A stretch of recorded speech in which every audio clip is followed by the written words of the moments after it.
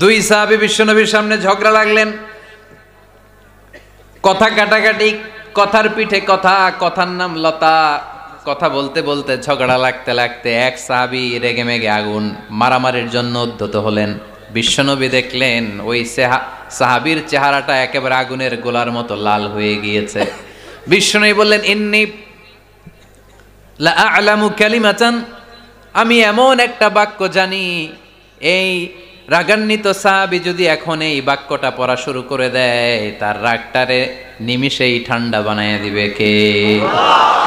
ওই সাহাবী বললেন, ইয়া রাসূলুল্লাহ, কি সেই বাক্য আমারে শিখায়া দেন। বিশ্বনবী বললেন, পড়ো, আউযু বিল্লাহি মিনাশ শাইতানির রাজীম। আবার পড়েন, আউযু বিল্লাহি মিনাশ শাইতানির রাজীম। সুবহানাল্লাহ।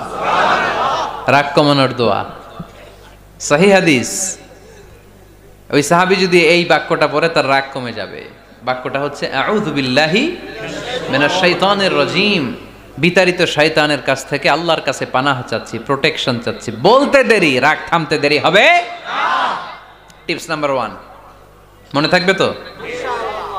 টিপস নাম্বার 2, বিশ্বনবী বললেন, ইযা গাদিবা আহাদুকুম ফালইয়াসকুত। তোমাদের যখন প্রচন্ড রাগ চলে আসে, বেশি যখন, প্রচন্ড যখন তোমরা রেগে যাও, তখন কথা বন্ধ করে চুপ হয়ে যাও। কি করতে হবে? চুপ, একেবারে চুপ।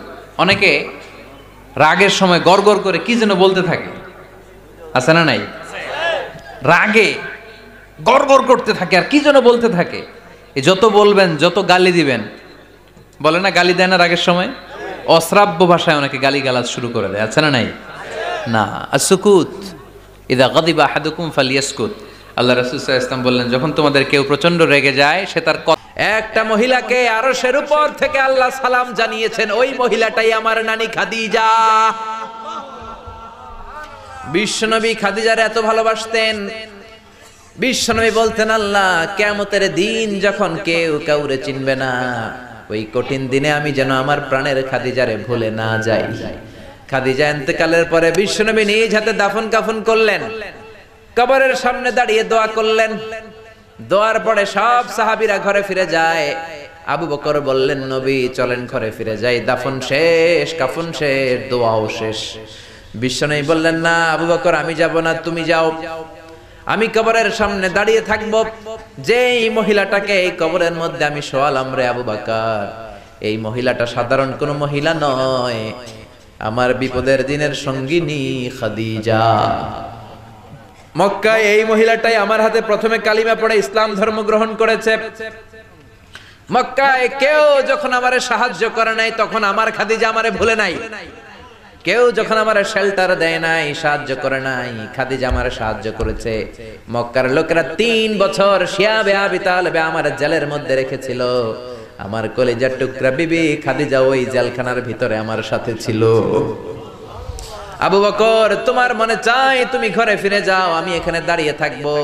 আমি দাঁড়িয়ে দাঁড়িয়ে খাদিজার কবরের 3টা প্রশ্নের জবাব আমি বিশ্বনবী নিজে দিয়ে তারপরে ঘরে ফিরে যাব রে আবু বকর। সাইয়েদনা জিবরাইল এসে বললেন, ইয়া রাসূলুল্লাহ, ইয়া হাবিবাল্লাহ, দাঁড়িয়ে থাকার দরকার নাই, আপনি ঘরে ফিরে যান।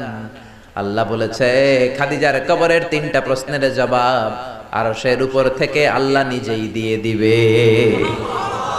ও নানা, কই আপনার নানি বাররা, কই আমার নানি খাদিজা? বিশ্বনবী কোনো কথা বলেন না। হুসাইন আবার প্রশ্ন করলেন, নানা বলেন তো আপনার নানার নাম কি? বিশ্বনবী বললেন, আমার নানার নাম হলো ওয়াহাব ইবনে আব্দে মানাফ। হুসাইন বলে, নানা আপনার নানা ওয়াহাব রে কে চিনে? কেউ চিনে না আপনার নানারে। আর আমার নানারে চিনে না এমন কোন মানুষ পৃথিবীতে নাই, ঠিক না? আমার নানার উপরে দুরূদ পড়ে না এমন কোন মানুষ পৃথিবীতে নাই। আমার নানার প্রশংসায় পঞ্চমুখ নয় এমন কোন মানুষ পৃথিবীতে নাই। আমার নানারে মাছে চিনে, গাছে চিনে, জিনেরা চিনে, ফেরেশতারা চিনে, পাখিরাও চিনে, ঠিক কি না? আমার নানা হাউজে কাউসারের মালিক, আমার নানা শাফাতের মালিক।